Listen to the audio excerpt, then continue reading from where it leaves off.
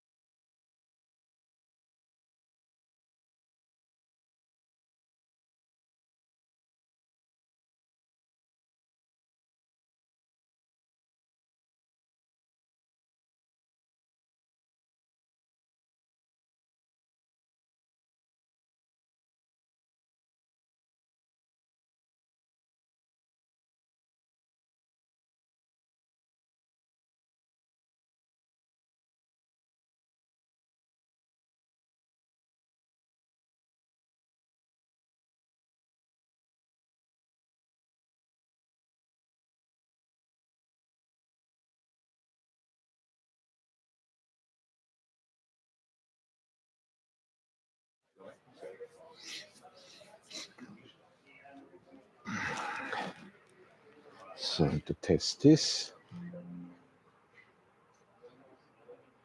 Intentando ver si encuentro a Eduardo para hacer un poquito de entradilla. Sí.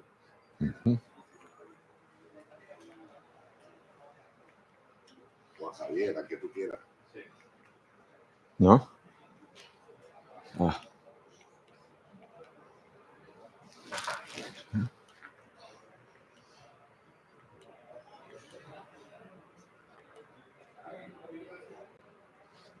Okay. Yeah.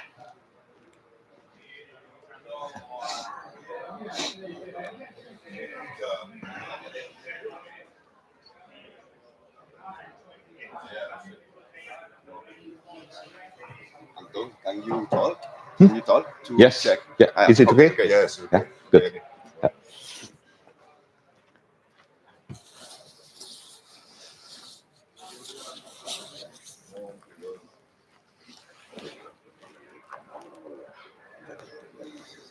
No más, no más.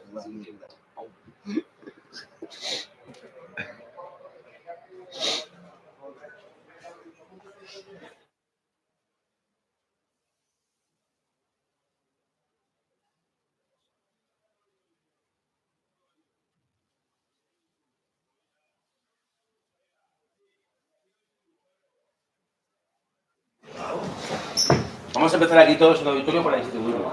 ¿Vale? Porque ahora van a hacer todo entre unos, a pedagogía, otros a pedagogía.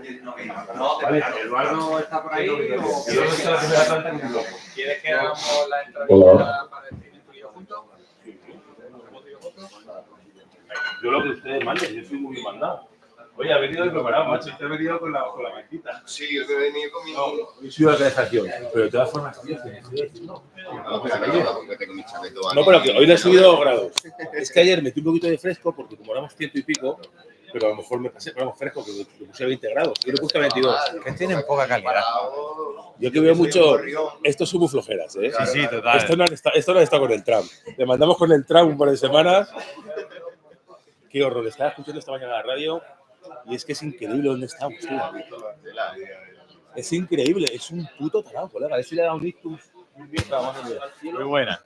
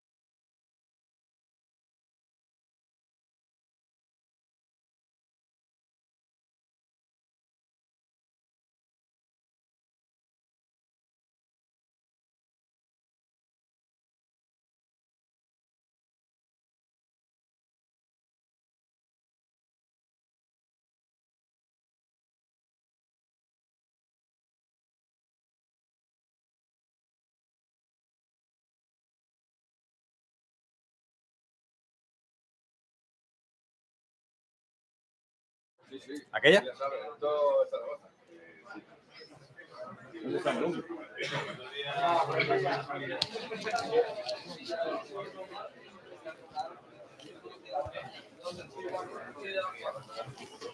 Bueno, pues ya estamos en directo, hemos arrancado 2-3 minutitos antes porque ya está todo el mundo acomodándose para disfrutar de la segunda charla de Anton Lamboj, que va a hablar de Nanochromis, un pececito maravilloso, y Ángel pasa por delante. Bueno, estamos en directo, ya sabéis, estas cosas pueden pasar, ¿no? Aquí hay mucha gente. Morning. Todos son muy disciplinados, Yes. pero las cámaras son tan pequeñas que no se ven. Ya tenemos a Anton preparado, tenemos aquí a Javier. Antes de arrancar el día de hoy, Javier, ¿con qué te quedas de ayer? ¿Con qué cosita dices Pues, tú? Brutal aquello. Pues ha sido todo brutal. Sí. Ahí la gente se la ha pasado pipa, han estado aquí 12 horas en el acuario disfrutando, pero a mí me ha sorprendido mucho el rincón del aficionado, Sí. el increíble nivelazo que hay. Me he quedado sorprendido del nivelazo de gente que en su casa, sin darse mucho a conocer y sin sacar mucho pecho, hace cosas que yo tomé nota como un loco. O sea, yo aprendí en el rincón del aficionado mogollón. Me parece fantástica. A ver, Maite, vente también tú. Sí. Vente un poquito más para acá, que si no, no sale. A ver, ¿qué fue lo que más guerra te dio ayer? Que se entere toda la gente que está viendo el directo. Pues no me ha dado guerra nada, en absoluto. No. Estos son los previos, que Claro. que es una maravilla, pero luego cada uno tenemos nuestras características y tenemos que adaptarnos todos, pero vamos, fenomenal. Qué educada es. Lo que es la políticamente correcta de las jornadas. No, pero sería todo muy guay, yo creo que sí, que todo hemos muy sido bien. más o menos disciplinados, los horarios nos han cumplido, como siempre. Bueno, lo hemos intentado, pero la verdad que son fantásticas, que la gente entiende también que somos un poquito estrictos con los tiempos, porque si no, Sí, si no, se van pisando unos con otros. pero de verdad que es un placer. Y ahora ya por el segundo día, como Ahora locos. ya nos queda la mañanita. Como locos, por el segundo día. Empezaremos aquí, repartimos juego y a disfrutar la última mañana. Estáis trayendo a todo el mundo para acá. Sí, y aquí ya distribuimos un poco. Vale. Voy a ir comunicando que falta gente, ¿eh? A vosotros. Son las 9:30, Antón está más buenos que días. ready y vamos con a... un pelín de retraso, un poco la idea. La idea es, el auditorio repartimos a la gente por los diferentes talleres, ¿vale? Y empezamos tan pronto como lleguen los que son un poquito más tardones, por así decirlo, ¿vale? Yo tengo por aquí... Pues macho, estoy sin... Ah, aquí. Ok. Bueno, hoy voy contando, en el auditorio tendremos una ponencia de Anton Lamboj y luego una ponencia de Paco Malumbres, ¿vale? De 9:30 a 11:30. A las 11:30 pararemos a por el coffee break y luego de 12 hasta las 2 ya con el ictiólogo, mesa redonda y fin de las jornadas. A las 9:30, mientras que hay aquí ponencias, va a haber 3 talleres. El taller de necropsia de Héctor va a ser saliendo por esa puerta en el aula donde fueron ayer las ponencias. Es un taller reducido de 10-12 personas. Los que estén apuntados saldrán por esa puerta y irán a pedagogía. El taller de los kilis es en la segunda planta, donde se hizo el do yourself, segunda planta. Entonces, igual, salen por esa puerta, tienen que llegar hasta las escaleras del restaurante y subir a la planta 2. Si alguien no me sigue, que me lo diga. Sale por esa puerta, como si fuera el restaurante donde cenamos ayer, pero se queda en la planta 2 y ahí entra en la sala Mekong. Y el taller de alimentación es en la zona técnica, por lo cual ese taller yo creo, Irene, corrígeme si me equivoco, el taller de alimentación, que vayan al hall y los acompañamos abajo, ¿no? Pregunto. El taller de alimentación irá al hall y en el hall los cogerá 2 personas del equipo de biología, Laura y Juan, y bajarán a la -1 a hacer el taller, ¿vale? Es un poco el formato.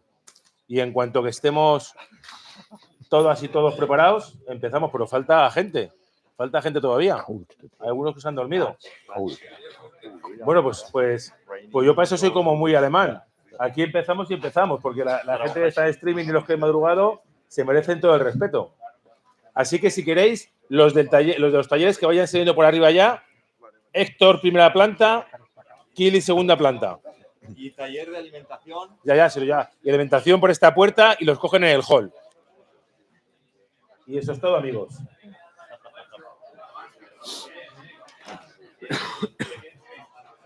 Yo tengo un catarrazo, tío. Esta noche no puedo dormir. Ay, perdón. Me voy para arriba. Vale. Yo le he dicho a Maite que yo me quedo aquí. Yo tengo que hacer una vuelta por el acuario, tío, porque es un buen cristiano. Pero Maite se queda aquí cuando le queda Anton y son 20 minutos. Vale, vosotros estáis ahí y yo aquí. Perfecto. Pero nosotros primero vamos a ver. Oye, una cosa importante.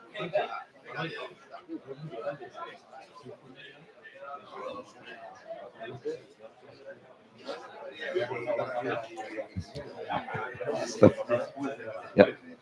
The other talk is about plants. No. No? No, it's about food, about necropsia. It's Okay. like 2-3 things. Okay. Yeah. Mm-hmm. They do a lot of different things at the same time. Mhm. No plants, no. No plants. Okay. Because I was wondering, because if it would be plants, then you would be a tablet. No, I told you I would be here. Oh. So I always, if I promise,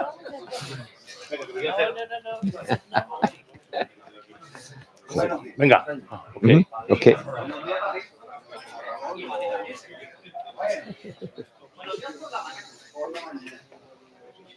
Venga. Un segundo.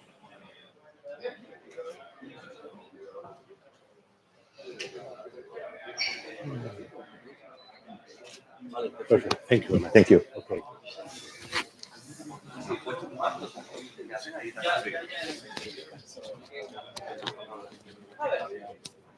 Bueno, pues empezamos. Vamos a seguir la misma dinámica que ayer. Yo intento interferir lo mínimo posible en la charla porque creo que si no se pierde mucho el ritmo. Pero si alguien tiene alguna duda o tengo que aclarar algo, me lo decís. Yo básicamente lo que voy a hacer es resumir. Creo que es más interesante escuchar a Anton. Ya lo escuchasteis ayer y quizás, por lo que yo he visto en su casa otras veces, uno de sus grupos preferidos, todo este de los Nanochromis, cíclidos enanos del oeste de África, y que tiene unas particularidades tanto en la naturaleza como en acuario muy interesantes. So, when you want. Okay, I'm ready, yes. So I hope all the technical things are working fine. So good morning to the ones who like to hear something about fishes from Central Africa, from the Congo region, the genus Nanochromis. And this is a genus now contrary to the fishes I presented yesterday, which are as a group to find in different countries of Africa. This genus is to find only in the Congo River system, but nearly all over the Congo River system. We have the center of distribution around Kinshasa, about here. So here we can find most of the species of Nanochromis, but we also can find some in this region here, and we even recently found a Nanochromis in Cameroon here. I will show all the species we know at the moment alive. So it's not a very big genus, but it's a very interesting genus. And to show the habitats, of course, we can find some species directly in the Congo River, but not like the ones yesterday, which are to find in the most currents. The Nanochromis are to find in the regions where you have a lower current, where the water is a little bit more quiet. They are adapted a little bit to the current, but not as strong as the rheophilic cichlids. So you find Nanochromis mainly herein and not in the outside. Bueno, es un grupo de especies del río Congo, aunque se ha encontrado recientemente uno en Camerún. Y al revés que los de ayer, estos están adaptados a aguas calmas. Entonces pueden encontrarse en el propio río, pero no en los hábitats que vimos ayer. So like here also, rocks which are embedded in the middle of the Congo River, but which are blocking the heavy current. This is a good place then also for Nanochromis in different parts of the river. Also herein, it's possible to find Nanochromis, but not here. And we also can find Nanochromis in smaller side streams and tributaries of the Congo River, where the water flow is not so strong, like here, where you see water plants growing, and this is also a good region for Nanochromis. Siempre en zonas o que bien haya rocas grandes que bloqueen la corriente o en afluentes de estos pequeños con plantas, pero con un poquito de corriente. And they mostly like to live between the plants, which are growing from the side into the river, like the grassland here.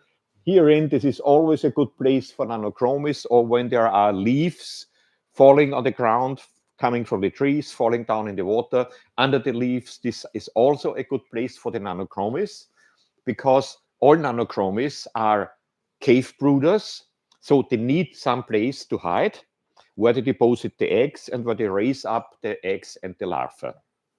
Todos ellos se ponen dentro de cuevas o de sitios protegidos, entonces siempre están debajo de madera, hojas o vegetación que entre dentro de los ríos.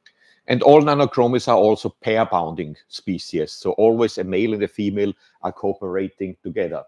When we keep them in the aquarium, as they are small, the smallest Nanochromis reaches a size of 4 centimeters, the biggest one about 8 to 9 centimeters. So they are not digging a lot, they are not destroying a lot in the tank, so we can keep them in a planted aquarium like this, for example. But I would not recommend to add so many plants and such fine plants, because this is too much place to hide for the fish, so you will possibly never see them.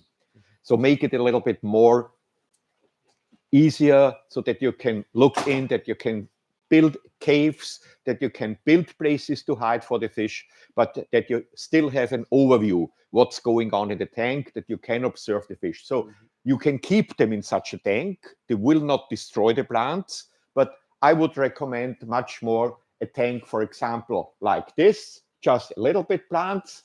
But what's wrong in this tank is this tank has not enough places to hide, because this has no caves or so. It looks nice, but it's not good for a cichlid which wants to have some hiding places.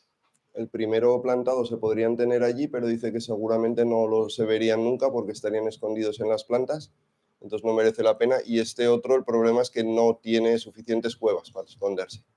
So much better is when you build stones like this, that you have space where the fish can go in between to hide, and then you can put plants all around. And by intention also, I took a picture where you see a lot of algae growing on the stones. People which are having an aquarium in the living room do not like algae, because for these people, they say, oh, no, it does not look good. But for the fish, an algae is a very good thing, because on the one hand, an algae, when you have the normal algae, like the green or brown or even black ones which are growing like a brush or like a grassland over the stones, this algae in general are signalizing the water quality is okay. There are just too much nutrition there in a little bit too much, but in general, the water quality is okay. And in this algae, always a lot of microorganisms is growing. And these microorganisms are also a food for the fish, especially for the babies. So that you do not need to feed the babies 3 or 4 times per day. Let them just graze in the algae, and there they find enough food, and then you give them just 1 time per day of food. Or I, for example, I feed just every 2nd day. And nevertheless, the fish are growing well and they are healthy, because they are taking natural food and not artificial food. So I can recommend, if you have a tank where I say, okay, algae are okay, let algae grow. ¿Habéis entendido el tema de las algas? Por fin alguien que me comprende mis acuarios. Dice que, at last somebody that likes the aquariums like me. Yeah, also for me it's easy. All my tanks are in the basement. So, but nevertheless, even when you have algae grow, for example, this is the total tank of which I showed a part before. So you can see you have anubias growing, you see algae growing here, you see algae growing here, algae growing there in the background. And with this, you also can create the tank, which is not looking bad. And the good thing is, on the one hand, the fish can hide. Always when you come too close, when the fish wants to have a quiet time, it can go in the background. But when you sit in the front, then soon the fish is coming out and you have enough space to observe the fish. And this is why we are keeping fish. We want to observe fish, so make the tank in the way that you can do it. Only if you want to have a pure plant tank, for example, then like the first one, then you can build up in the way you like. But that's a different kind of aquaristics. Both types are okay, both types are fine, but you always have to follow what is the main reason why I have my aquarium. Una cosa interesante, Víctor, te puedes tapar los oídos, es que él solo alimenta cada 2 días los acuarios, normalmente 3 veces por semana. Iker, también por ahí, otro que estará de acuerdo. He also feeds only a couple of times, 3 times per week. Yeah, and the fish are growing fine, no problem. Yeah. Yeah. And the good thing, when you do not feed so often, the filter lasts longer. The water quality is better. And in total, this also means for you, I have less work with the aquarium. And I also think not one of us is keeping an aquarium because it's so much fun to clean the filter and to make a water change. So the less work, the better it is. And also, if you have the space, take the tank always as big as possible. Not such a fish in such a tank, such a fish in such a tank. That's the very best thing you can do. And what I also can recommend, especially for this type of fish I showed to you, they are small. So it's easy to keep a group in a tank of, let me say, medium size, a meter, 1.50 tank. And when you have 2 or 3 pairs in a tank, then you see much more interaction, much more behavior than when you have a tank with a pair of fish and the tank is just like this. Because then only male and female are doing something together, but not females against females, males against males, males against females and all this. Then you will see behavior you have never seen before, and also coloration patterns, which are not to see when you only keep a pair in a small tank. So my message is bigger tanks are the better ones and do not feed too much too often. Está insistiendo en tamaño grande de los acuarios siempre que sea posible para poder mantener los peces en grupo, varias parejas, para ver más interacciones, otras colores, hembras contra hembras, machos contra machos, entonces que es mucho más divertido. Y hablaba también antes de la calidad del agua y de menos mantenimiento si tienes poca alimentación, acuarios grandes, pocos peces. And also when the tank is a little bit bigger, you have more ways how you can arrange everything so you can make a better picture than very often, which is possible in a small tank. When it comes to the water quality, for all Nanochromis, I can just recommend soft water, conductivity between 50 and 150 microsiemens. With this conductivity or hardness, 0 maybe up to 3-4 degrees German hardness, maybe 5 degrees, but low carbonate. With these water parameters, with this chemistry, you can keep and breed every Nanochromis species.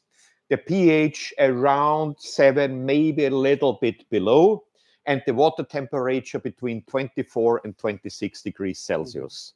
So this is the general thing, how you can keep Nanochromis. And with the food, also they are eating every commercial food, flake food, granules, of course, live food like Daphnia, Cyclops, Artemia. Please do not feed tubifex and not bloodworms. This is extremely dangerous for the majority of West and Central African dwarf cichlids. Hablaba de la calidad del agua, entre 50 a 150 microsiemens, menos de 4 grados de GH y el pH 7 o un poquito menos. No hace falta ir a datos muy extremos. Y luego sobre la alimentación, dice que comen cualquier comida comercial, pero que mucho cuidado con todos los cíclidos del centro y del oeste de África, con el tubifex y la larva roja, que esto es lo peor para ellos. He's asking why. Why so bad, tubifex and bloodworms? The tubifex do have a lot of fat, which is not good for the fish. And also tubifex contain always a lot of bad materials, metals which they get from the surroundings, poisonous substances. The tubifex can survive, but the fish accumulates everything, and after a while it causes a problem. The fat together with poisonous substances, and it's the same with the bloodworms. Bloodworms are also, like tubifex, mostly coming from very polluted waters. There they grow well, but for the fish it's not a good food. Dice que sobre todo el tubifex por las grasas y luego por todo lo que acumulan de metales pesados o de sustancias tóxicas que luego los peces lo bioacumulan y al final da problemas. Y las larvas rojas igual, que crecen en aguas con muchísima carga de contaminación. Okay? Good, thank you. So, and with the plants, my favorite plant is anubias, different types of anubias for three reasons. Because reason number one, they are from Africa, like the fish. Reason number two, they are very hard plants. So when they grow, the leaves are lasting very long, they are very robust, even when it might be possible that algae are growing on the leaves, but nevertheless, the plant holds a long time, is not dissolving quickly, so you have a stable situation in the aquarium. And the reason number three, even when you have caves therein, built of stones or of coconut shells or something like this, also the leaves, like you can see here, the big leaves can provide the space for deposing the eggs. Sometimes Nanochromis are under the leaves of the plants and are sticking the eggs on the underside of the plants. So also for this. So it has a lot of different functions, and also for submissive fish, it's a good place that they can hide between. Ha hablado, bueno, se ha entendido, ¿no? Son plantas africanas, duran mucho tiempo, sirven de refugio y a veces los Nanochromis ponen los huevos en el envés de las hojas. Y luego también los peces dominados se pueden esconder muy bien ahí. Okay, so let's now go to the species, and also when showing species, I will talk a little bit more about the reproduction.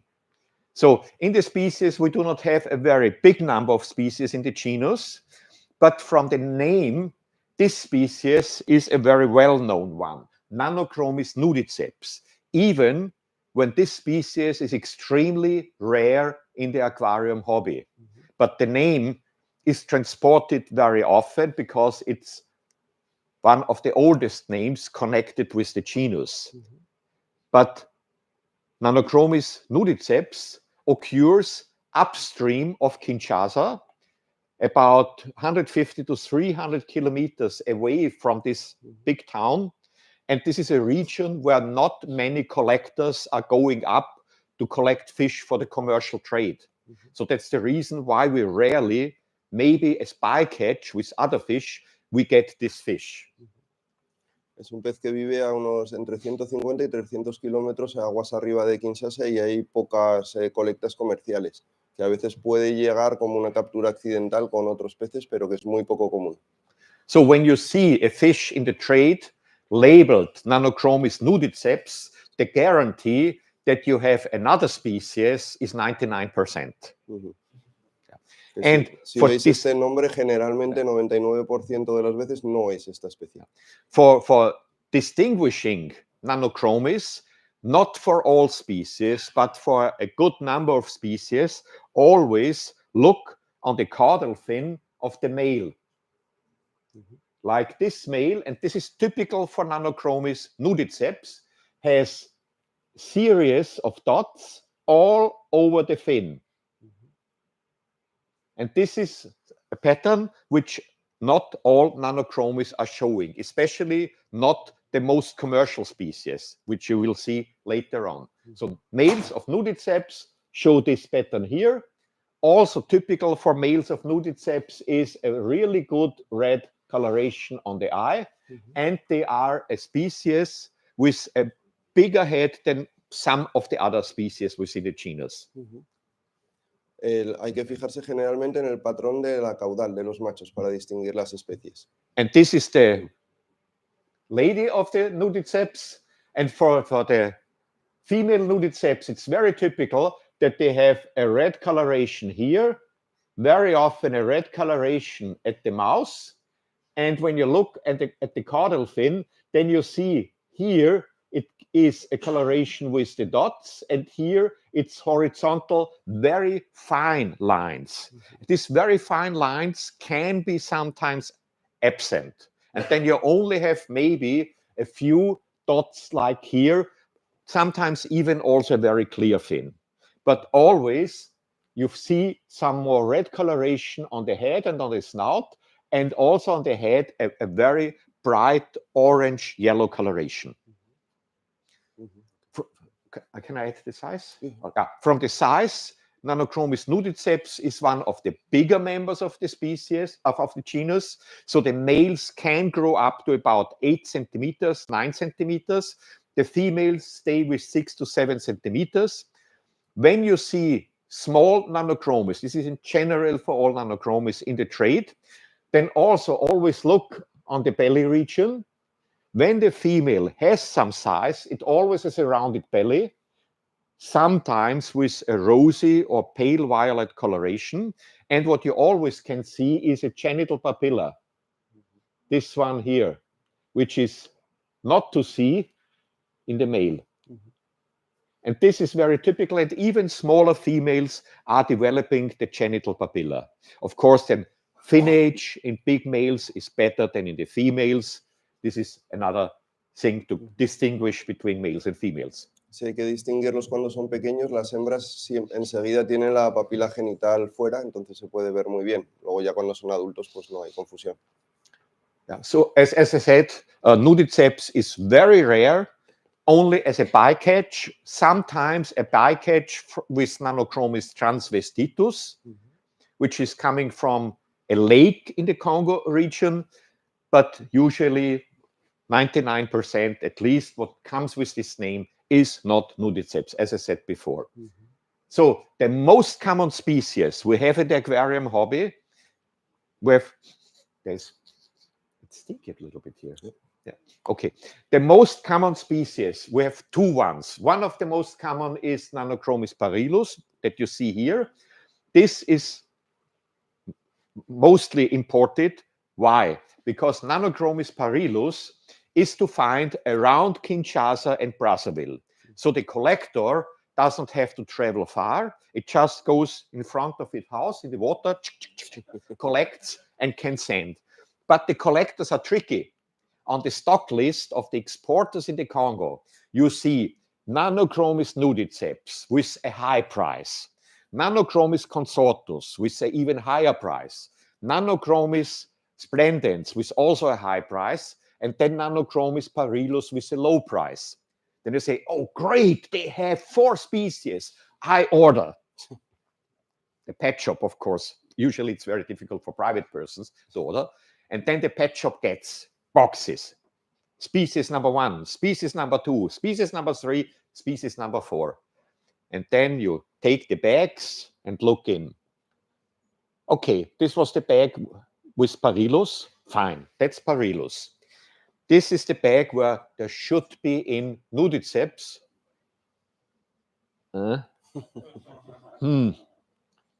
Looks really like parylus.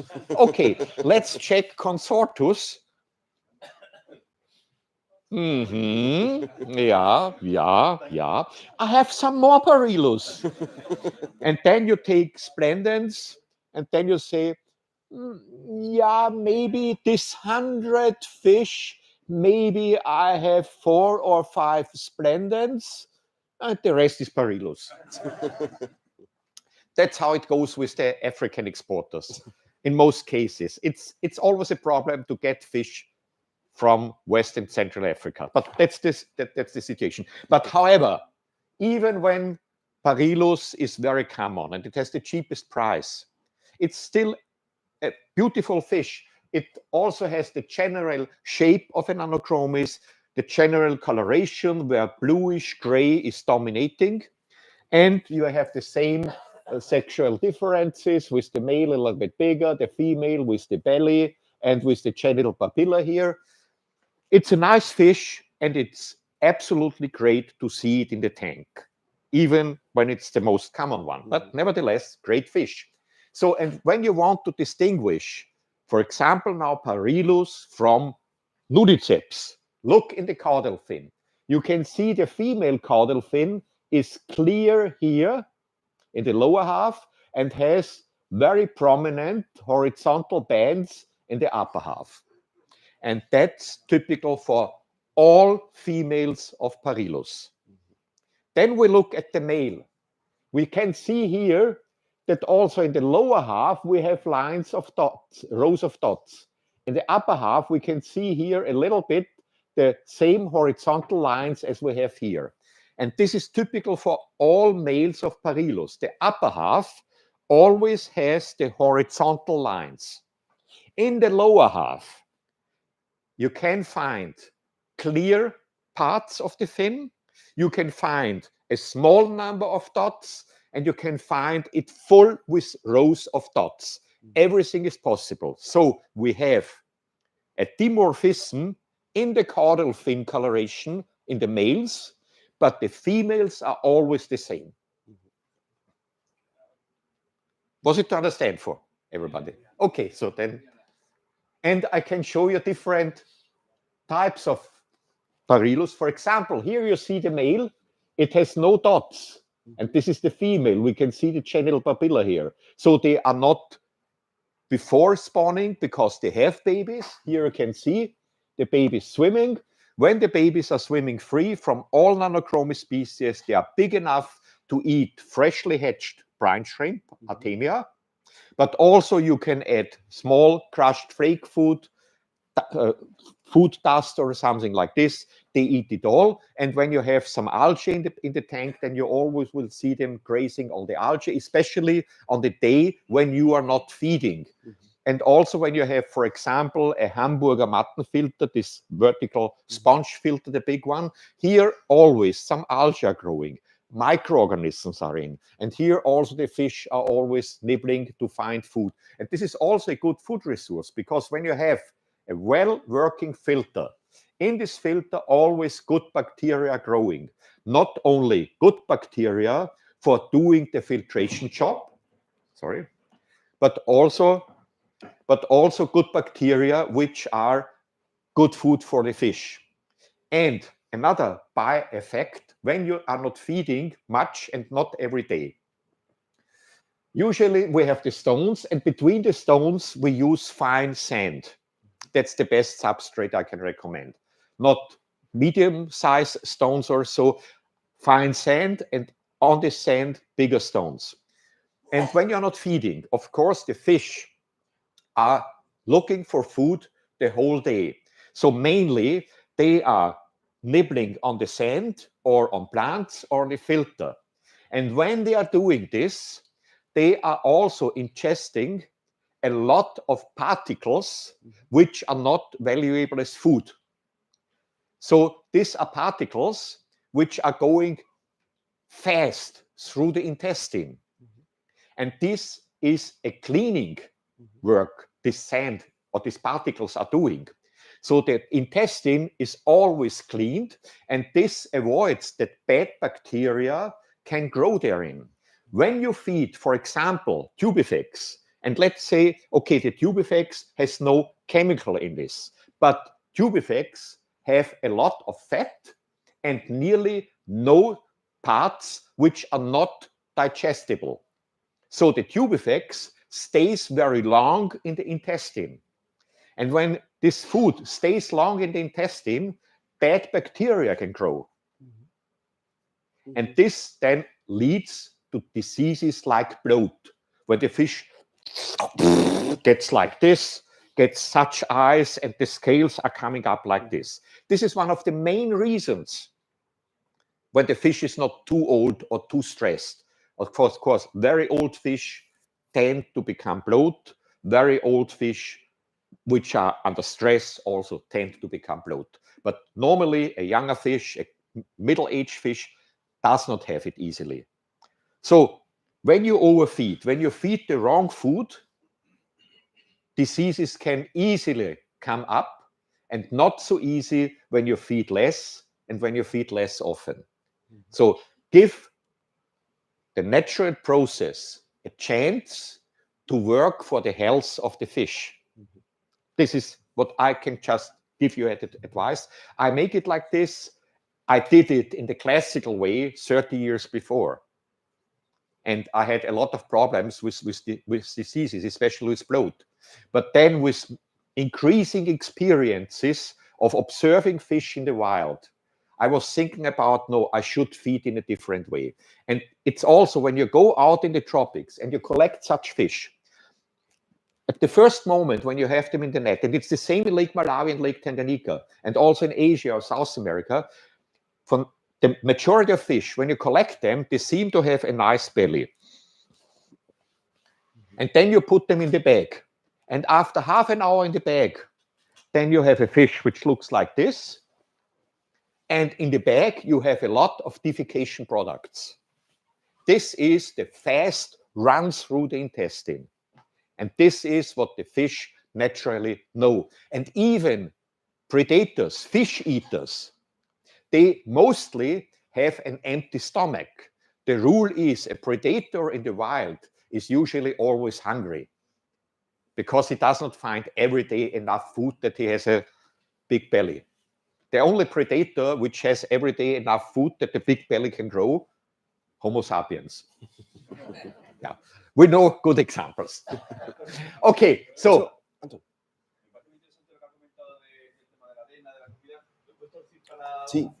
Sí.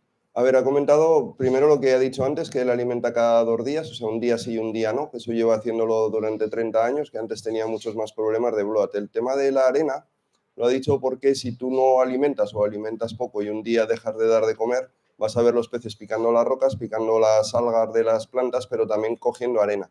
Esa arena hace que ingieran partículas muy pequeñas que van, como no se digieren, van muy rápido por el intestino y eso arrastra todo lo que tienen dentro y en particular también las bacterias malas. Y eso salva de un montón de problemas de bloat y similares. Con el tubifex o la larva roja, dice que son bichos muy blandos, con muchísima grasa, entonces eso se queda durante mucho tiempo en el intestino y produce acumulación de bacterias que luego da problemas. En la naturaleza, cuando él ha pescado peces, bueno, pues que tenemos peces al exterior lo hemos visto. Los peces están aparentemente redondos, los metes en un cubo cuando los estás cogiendo y a la media hora tienes todo el cubo lleno de heces y el pez con la tripa completamente plana. Entonces él piensa que la comida tiene que pasar muy rápido por el intestino. Por eso comida con muy poco valor y por eso también la arena muy fina para que se produzca esto, que la arena intermedia o la arena gruesa como decoración sí, pero que como realmente da resultado para evitar estos problemas que no funcionan. And not to be misunderstood, I'm not talking against the food we can buy in the pet stores. The food the companies providing for us is of excellent quality, no matter if it's Sarah, if it's Tetra, if it's JBL or other companies. They make great food. With this great food, we have an increasing possibility to keep more very sensitive species of fish. The quality is okay. Just the nutrition factor is so high that we should not feed so much, and not for most species. Exceptions are existing, but for most species, lower the amount and make some days per week when you are not feeding. That's the important thing. Okay, so we're now coming to the breeding behavior. All Nanochromis are pair bounding, as I said, so they make a family. Male gets a territory, females are passing by, male is posing like this and so on, and the females are passing by.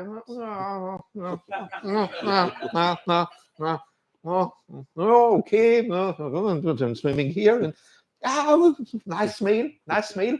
And then the job goes on, and then the courting is going on, posing, spreading fins, displaying all these things, and then male and female are living together.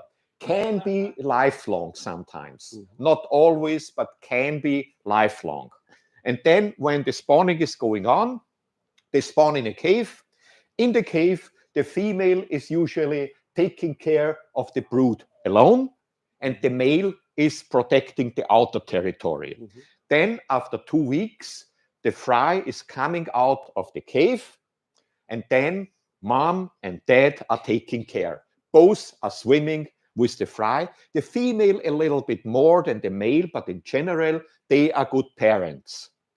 And as you can see here, when you have a bigger specimen of the normal sized Nanochromis, like with female with 6 centimeters, then you sometimes can have about 150 babies. The babies are always with a pattern like this. This is a perfect camouflage. When you look from above, you nearly cannot see any of the babies.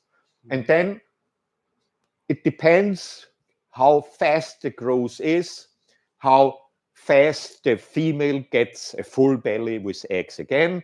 Then after about 5 to 8 weeks, the brood care ends. And then you should remove the fry from the parents, because when the parents start to breed again, they chase away the babies. And even when the babies can stay in the tank, the bigger sisters and brothers will eat the smaller ones when they can. So if you want to raise up a big number, remove the former brood. If you want just have some fish for yourself and maybe few fish to give to friends, then take a bigger tank, let come up what's coming up. Always remove when somebody wants to have some fish, remove some, and that's it.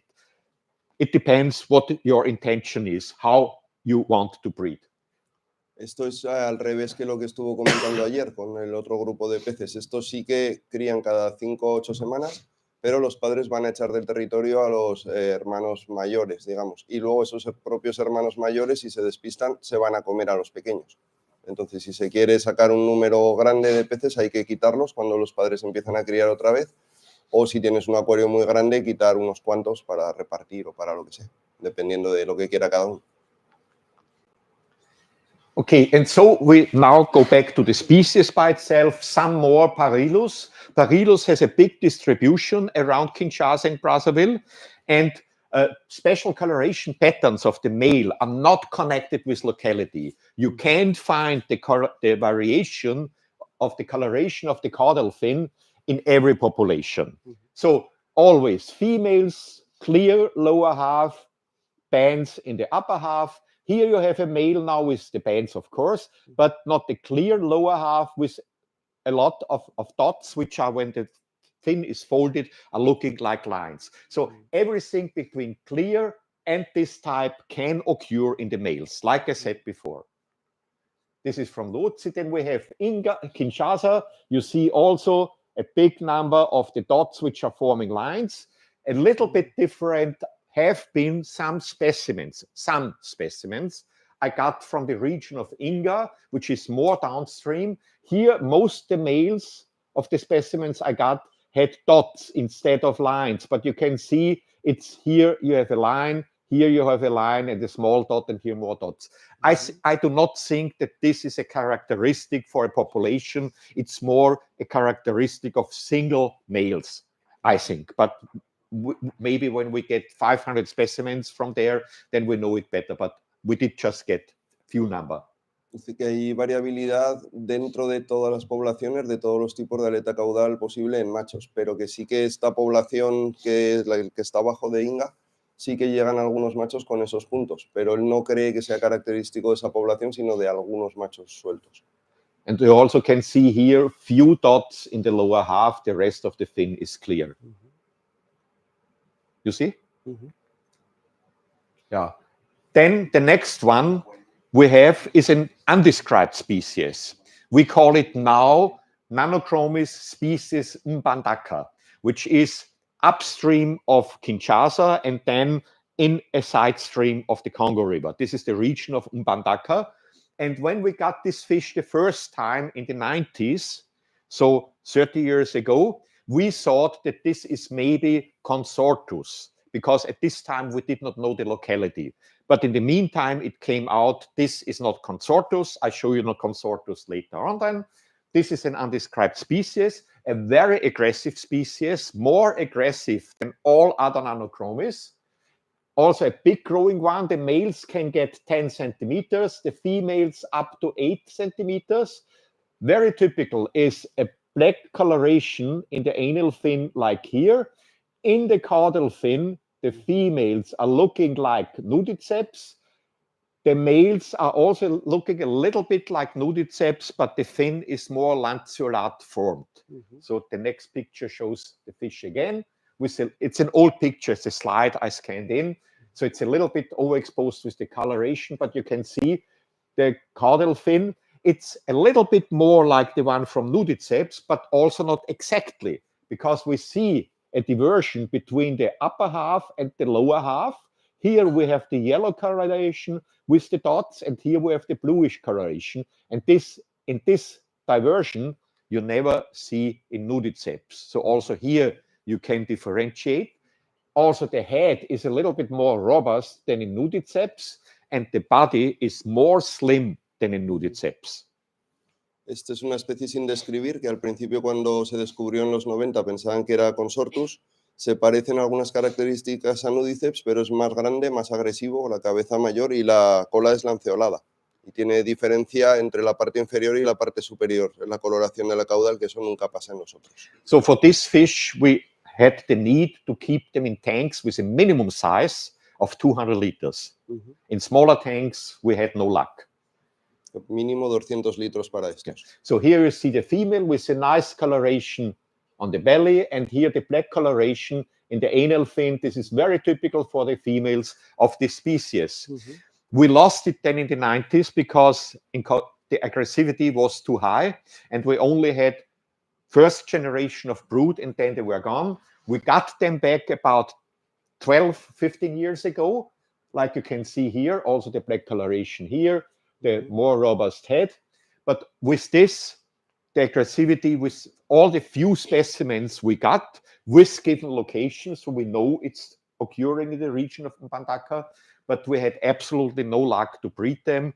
In 200-liter tanks even, they killed each other. Highlander principle, there only can be one. So maybe we need tanks with 2-meter lengths and 60 centimeters deep, a lot of stones therein, and then it could work maybe. We will see if we get them again. I hope so. So, and here now, the real Consortus. And this looks pretty different. The real Consortus has a different coloration, stays smaller, size 6 to 7 centimeters.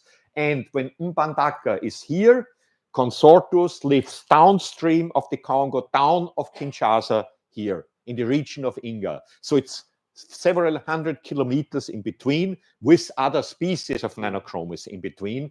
So, but this is the real one because it was collected at the type locality by a German scientist, Uli Schlieven. He brought them with. This is a male. And also interesting for Consortus in the male is that the ventral fins are not very long elongated like it is the case in the other Nanochromis species. So they look a little bit more stout. And then you can see here also the coloration in the caudal fin is a little bit different. And also body coloration. Este es el verdadero Consortus de la localidad tipo y aquí se ve pues que no tiene nada que ver con la especie anterior que pensaban que podía haber sido el Consortus, la coloración, ni el tamaño, ni la agresividad. And they are also more quiet, more peaceful than the other Nanochromis. We could breed them up to the first generation, but then the first generation, when they were big, they did not want to breed again. So we lost them, and as this is also a region where not many collections are done, we do not know when we will get them again. But it's a lovely little fish with a good family structure. Here you see again the babies, both parents are taking care. Let's keep the fingers crossed that we get them again. Si habéis entendido, este lo pudieron reproducir con peces salvajes, pero luego los de la primera generación, cuando llegaron adultos, no hubo manera de reproducirlos. Entonces no saben cuándo se podrán volver a conseguir porque es una zona complicada para ir por ahí. So another species which we frequently get, and I heard that one of you here has the species at home, is Nanochromis teugelsee. This is a species we discovered at the beginning of the century, and together with an American colleague, I did the description of this fish. It's occurring in a side region of the Congo River system, the Kasai region, and the name is after a scientist from Belgium which passed away too early, but he was a big promoter of all the people which were interested in African fish. So Nanochromis teugelsee is a relatively elongated one with bigger fins. Look also here, coloration in the caudal fin. Sometimes we can have dots here, sometimes not, but very often the coloration here and on the head is more yellowish, golden, or sometimes a little bit orange. So when you have seen it once alive, you never can confuse it with another species. And also the females with the genital papilla, here you have two different females. This one is a little bit more yellowish, this one is a little bit more orange. A species which is not too difficult to keep, not difficult to breed, so you can make it in a tank of 100, 120 liters when you want to keep just a pair. Of course, when you want to keep 2, 3 pairs, the tank should be bigger. And the imports are very rare, but we have a group of people in Europe which are frequently always can breed some. They are not easy, they need a very soft water. If the water is not very soft and the pH below 7, so 6, 6.5 is fine, then you cannot breed them, but we still have them since many years in the hobby, and I hope they will stay longer, for a longer time. Esta es una especie que describió él a principio de siglo. Dice que es de agua muy blanda, pero que una vez que tienes el pH por debajo de 7 se puede mantener bien, pero para reproducir tiene que ser agua muy, muy blanda. So here you have a male, a very nice male. Que sí que este sí que se mantiene en Europa, que lo tiene gente y lo consiguen reproducir. We're coming to the next species, which was described in 1976, Nanochromis splendens, and for a long time we did not have it in the hobby, because also this fish occurs 150, 200 kilometers downstream of Kinshasa, so no collections there, or just a small number of collections. Sometimes when we got very slim splendens, we thought, oh, this could be very, very slim Parylus, sorry. Then we thought, oh, this could be a splendens. But then at latest, when we bred with the fish and then we had the variation of the babies, we saw, okay, it was also just Parylus. But now, on the one hand, we got years ago few specimens with Uli Schlieven. He brought them from a scientific expedition, but also now, so every 3-4 years, we are getting a small import of the species in the hobby. And in Germany and in France, there are some people which are breeding them now permanently. It's a very elongated species. These are wild-caught ones from the region of Inga, and with very bright colorations. The yellow here, you can see yellow to orange here, a very bright red in the caudal and in the anal fin, brighter than we see it in the other Nanochromis. So it's a more fragile looking species, but nevertheless, they have a good temperament, and sometimes they can also be highly aggressive against each other. So I also can recommend a bigger tank to keep them. Esta especie sí que se mantiene, no, dice que no es lo más fácil porque son también bastante agresivos, aunque son pequeños y parecen frágiles, pero no lo son. Pero que sí que hay un grupo de gente en Alemania y en Francia sobre todo que los está criando, que como importaciones llegan quizás cada 3 o 4 años, un número pequeño porque están bastante lejos de Kinshasa, entonces no lo suelen colectar mucho. But it is a slim, elegant species and not growing so big, at least when you are not overfeeding.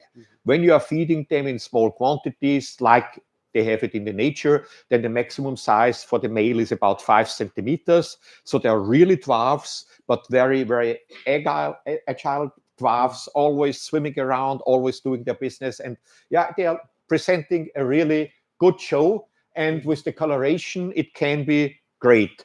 This fish, we are still not sure what it is. It was a natural collection, so this was not bred. But this fish shows a little bit characteristics of Parylus, a more shorter body, not as elegant as splendens, but the coloration is typical for splendens. So I had it years ago. We do not know what it is. So this is just to show the Congo River fish fauna still has some secrets. We have to learn much more as we know at the moment. But nevertheless, this is the real splendens. As you can see, very elegant, very elongated, and with a really good coloration here also in the dorsal fin. Beautiful little fish. I just can recommend, when you can get them and you have a heart for dwarf cichlids from Africa, take them, give them soft water, give them a big tank. You will love them, for sure. Este es el verdadero splendens. El que ha sacado antes era un animal salvaje, pero que compartía características con los parilus de antes y con los splendens. No saben qué es y por eso en el río Congo todavía queda muchísimo por descubrir. Y dice que recomienda muchísimo este pez y le podemos dar acuarios grandes, a pesar de que sea solo de 5 o 6 centímetros. Dice que son muy divertidos de comportamiento y luego que la coloración pues se ve que son bonitos. And females with 3 to 3.5 centimeters are breeding, are laying eggs, having big bellies with the genital papilla here. You also can see genital papilla here. So such little ladies breeding, swimming around with their babies, fantastic to look at. Las hembras crían a partir de los 3 centímetros de tamaño. But we even have a smaller one. Nanochromis minor was also described in 76. And the first ones we got was about 5-6 years ago. The first and only ones we got from the wild. Oliver Lucanus from Canada arranged the collection. He also invested a lot of money to get this fish, because this is the smallest cichlid in the world. In the wild, the males are getting 2 to 2.5 centimeters, and the females stay smaller. In the aquarium, they grow a little bit bigger, 4 centimeters, but very slim and elegant fish too. Es el cíclido más pequeño. Dice que en la naturaleza los machos no pasan de 2,5 centímetros y las hembras menos. Y se consiguieron traer, aunque se describió en el 76, hace 5 o 6 años es la primera vez que se consiguieron traer, a través de Oliver Lucanus, que habló de él ayer por los lamprólogos ciegos, si os acordáis, que también tuvo que invertir un buen dineral para conseguir esto. And the collection of this fish is very difficult, because they live far away from Kinshasa, and they are specialized to live between the stones which are on the surface of the ground of the river, but not in the deep grounds, more in the shallow parts. But I think you can imagine, when we have a surface here covered with stones, let me say, of this size, and this in a layer of, let me say, 30-40 centimeters, you have an enormous number of little caves, and there the fish are going around. They are nearly never coming up to the surface. So when you want to catch them, you have to dig between the pebbles to get them out. And this style of life makes sense for the fish, because they are very small. So they have a lot of predators which are after them. So they have to hide. And also when you have them in the tank, you can keep them in a tank with a lot of plants or so, but give them many possibilities to hide. No matter if it leaf litter on the ground, many plants, many caves and so. Soft water also, and then you can breed them. But it's not easy, because the interspecific aggressivity also is very high, and they need really good water quality, because they live in a region where always a good water flow is going through. So it's excellent, always fresh water they have. And to be true, we got them. I could, for example, breed this for 3 generations, and then for any reasons I had no more chance. And at the moment, the only person worldwide which is still keeping and breeding them is a friend in the United States. And he also had a depression for a while, but now they are coming up again. So I hope that next year we will get some to Europe again, and then we will try to breed. Jerome also, he never could breed them. In Europe, the only one I could breed them has been me. Because I saw them at his house. Yeah, and I distributed them to Jerome and to Thierry and all this, but no one could breed them. Then I lost mine, and now I wait that I get some more from Stephen from the United States. So you can see the babies here. This is a very big male in the aquarium of 4 centimeters, but the number of fry never is big, 15 to 20 babies maximum. Si habéis entendido, este pez dice que vive en lechos de canto rodador de 30 a 40 centímetros de altura, de piedrecillas, y casi nunca salen al exterior, siempre están moviéndose entre las piedras en zonas con corriente. Entonces dice que tiene sentido por el tamaño, por los predadores que va a haber por allí, pero que en acuario también hay que imitar eso. Se trajo, él los pudo criar durante 3 generaciones, los repartió a bastante gente, pero ahora mismo solo los mantiene una persona en Estados Unidos. Yo los vi en casa de un amigo de Francia que venían de él, las crías, tenía... Este tenía un 200 litros y no se veía el agua. O sea, en todo cuevas, piedras, plantas, porque decía que si se encontraban macho y hembra se mataban directamente. Entonces, 2 peces así en 200 litros.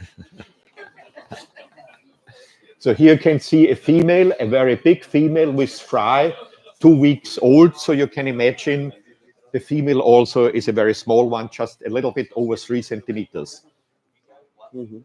So. Dice que el número de crías entre 15 y 20, lógico con el tamaño que tienen estos bichos. Really small fish, but very interesting. So let's keep the fingers crossed that we can raise the stock up again. So here you can see the breeding cave. This is a capsule of a fruit of a tree. The capsule is like this with a diameter that I cannot go in with my small finger. And this is the perfect place for breeding. You see the female here and the baby here, a baby here. This is the best way to breed them. I can recommend these capsules. They are called SAVU capsules because when they are not too old, always some humin acid is coming out, and this is also protecting the eggs and the larvae against bacteria.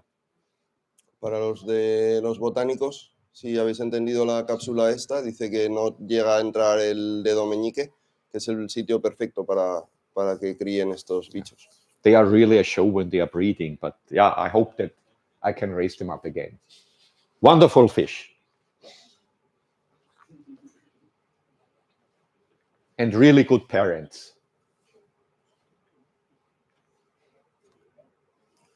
So, okay, we now come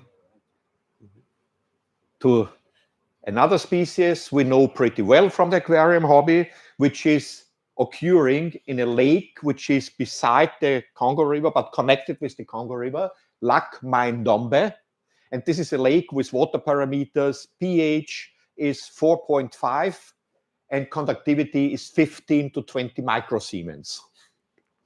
And there we find Nanochromis transvestitus, which is well established in the hobby. In the meantime, we have good aquarium stocks, which are not so problematic as wild ones. The aquarium stocks we can breed with about 100, 150 microsiemens and a pH around 6.5 up to 7.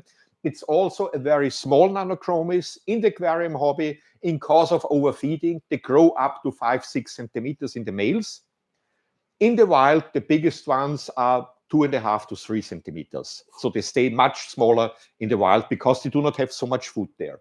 A very interesting fish because the coloration is different to all other Nanochromis, but it's a beautiful small fish, I think, and not too difficult now to maintain and to breed in the aquarium hobby.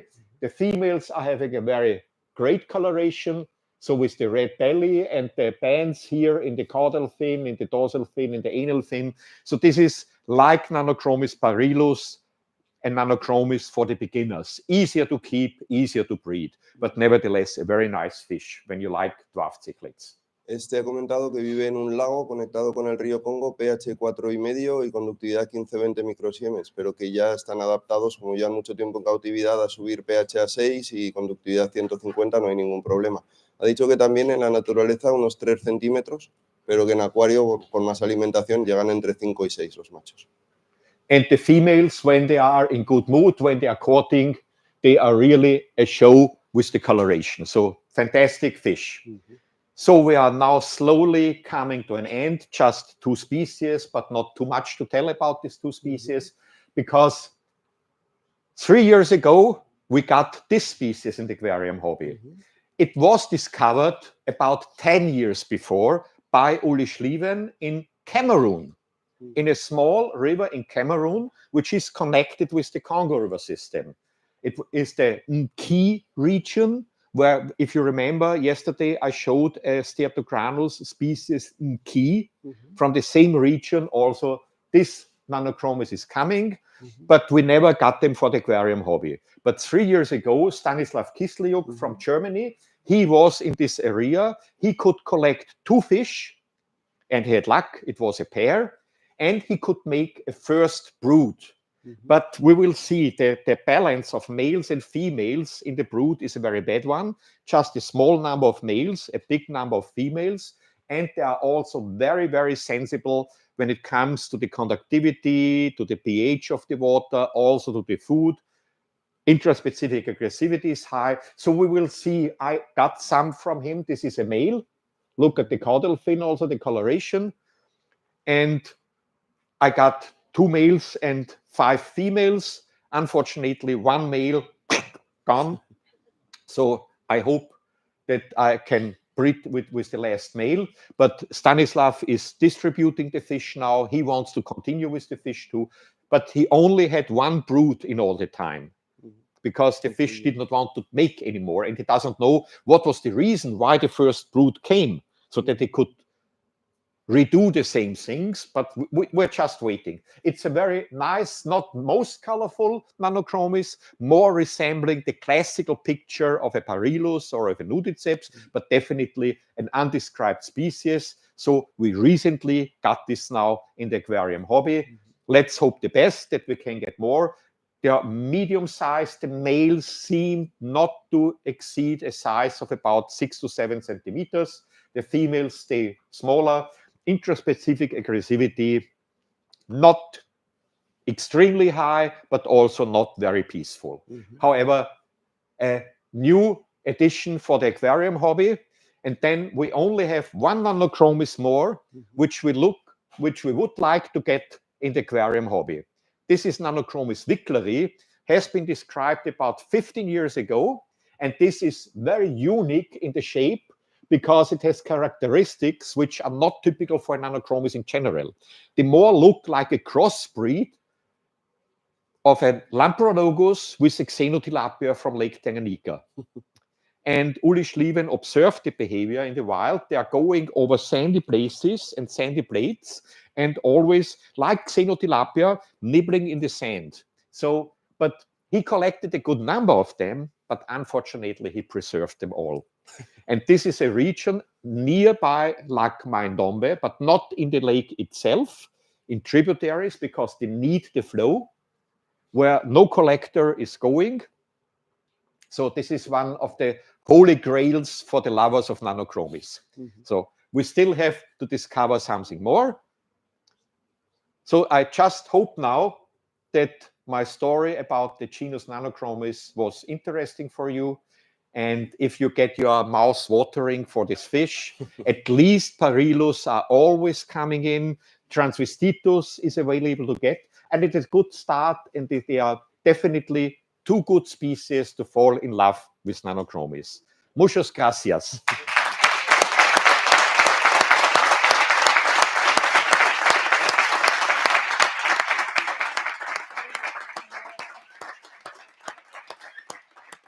Just a question. In aquarium, do you keep them with other fish? Yes, I keep them with small kerosines or with small killies. Dice que para tenerlos en acuario les pone o pequeños carácidos o pequeños killis. Sí, sí. Como ha comentado la agresividad de estos peces, ¿vale? ¿Cuál sería la dimensión? No ya los litros, porque entendemos que estos peces vienen en... It's asking about the base of the aquarium, the surface they need. The minimum size I took, for example, for Transvestitus is an aquarium 60 cross 50 centimeters and 35 high. The minimum size for a pair. Una. For 2 pairs. For 2 pairs, the minimum tanks I take are 120 centimeters cross 60 centimeters cross 35. 120 por 60 por 35 de alto para 2 parejas. dos parejas, la forma divertida. Sí, sí, sí. de poder This is mantener, to get the fun of two persons las interacting. dimensiones de la una. Sí. I put in many wood sticks and roots and plants and so that I have a good diversion of the territories. And the caves also, I give caves then here no caves, and here caves for the other pair. So I form a border, and on the border then you always see the interaction between the pairs. Gracias. Oh, thank you. Yeah, that's very nice. Danke. An extra applause for Manuel. For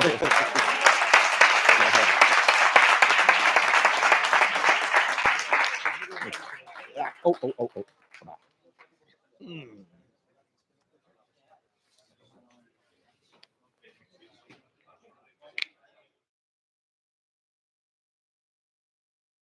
Después de la So. magistral clase de Anton, vamos a ir con otro magistral, maestro, Paco Malumbres, nos va a hablar sobre los kilis, pasión, obsesión o locura.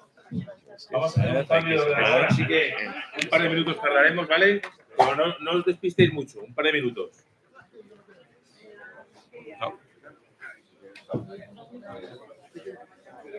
A ver qué funciona esto del cambio, macho, que yo cuando cambio de ordenador se me cierra. Sí, lo he cambiado yo antes. ¿Sí? Lo cambié yo para la mía. Me lo está diciendo, me ha dicho que te lo da. Ok. ¿Tú te mueves o no te Yo mueves? me muevo muchísimo. Vale. Cambio. Samuel, ¿este le apago o no le apago? Si le apago la luz tarda. No la apagues, déjalo. No la apagues, pero que no pasa nada tampoco. Con cariño.